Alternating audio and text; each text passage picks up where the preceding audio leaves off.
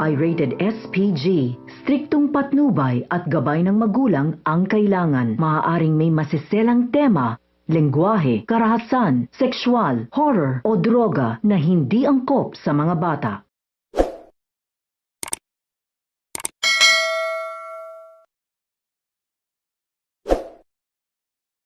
Narito ang ating aabangan mamaya sa Born to Shine.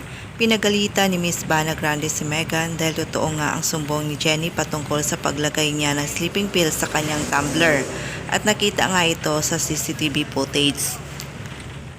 Ayon pa kay Miss Bana, pag nakita ito ni Jenny, pwede siyang kasuhan at pwede niya ikatanggal sa P-Pop Girl Group. Kapag nalaman din ito ng kanyang mami, hindi umano siya kukonsintihin.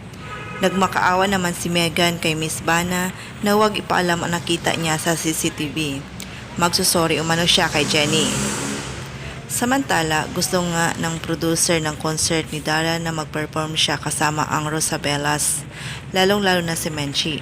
Subalit ayaw nga ni Dara na makasama si Menchie na mag-perform. Tinanong niya si Charis kung ano ang alam niya tungkol kay Menchie na pwede niyang gamitin para hindi siya isama ni Monica.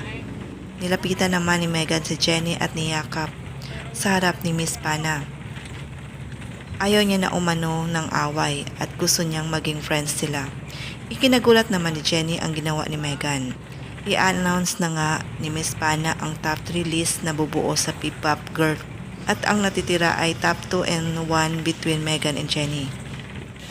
Sino kaya ang mananalo? Abangan!